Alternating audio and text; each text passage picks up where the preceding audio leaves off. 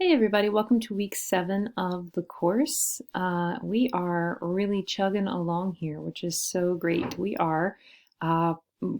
we're halfway through the semester because next week you have spring break.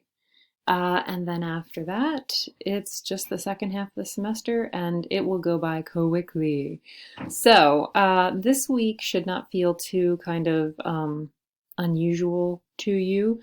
You're going to be doing a hypothetical feedback and future application. So you've done these before. You watch a professional speaker, you answer the 4 questions, what is their thesis, what were 2 strengths, what were 2 areas of improvement, and what can you take away from it. Now, please remember that the whole thing that is holding some people back still is that I have people who are giving strengths that are really generic. You were really confident. Oh, okay, well, you could say that about almost any speech, right? That's really generic. So you want to find something that is good about this speech that is specific to this speech. Okay, maybe you could say it about a few other speeches, right? But think beyond. You made really good eye contact, which is kind of hard to tell in these kind of speeches where the camera is far away, and also they were speaking specifically to an audience and happened to be recorded, so eye contact's not really a good one to use. Um, and confidence, try to find something substantive. And you need to give me a specific example, right? So when you said this, right, this specific thing, or when you did this specific thing at this specific moment in the speech, it was good because. So specific examples, that's what that means, specific examples. And you have to find 2 areas of improvement. So even if you think you can't find them, you have to, right?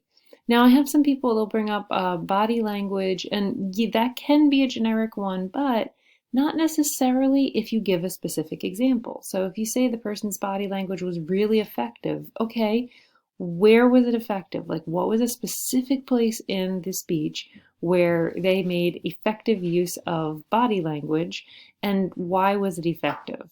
All right, so maybe they really punctuated a point with their hands, right? Um, find a specific example. I can't drive that home enough. For those of you who have been struggling with these and not getting the best grades on them, that's why, okay? And then you're doing a speech critique on a persuasive speech because you guys are working on persuasive speeches now. Remember, for the first one, you're going to need to put more time into the first question because there's going to be the checklist that you need to get through, and you're going to, have to kind of find an example of each one of those. Then you have to give their thesis, and you're going to evaluate how effective, it was. But just make sure that you're fully answering the question, right? Especially if you're somebody who doesn't get your work done until Sunday, because I may not be able to see your work before the deadline to let you know that you're missing something and give you another chance to do it. So please make sure you're reading directions and that you're fully answering questions and that you're being specific. And then you'll be fine. That's it. And then you have a discussion post. So that's it for this week. Remember, next week you have spring break. You could choose that time because I will have probably your outlines back to you by then with my feedback. If you want to take some of the crush off of week 9, while you have some free time on your hands, you could record your speech in week 8 and have done with it, right? And then, you have a little bit less work to do in week 9. That's up to you, though. It's your spring break. You spend it how you like.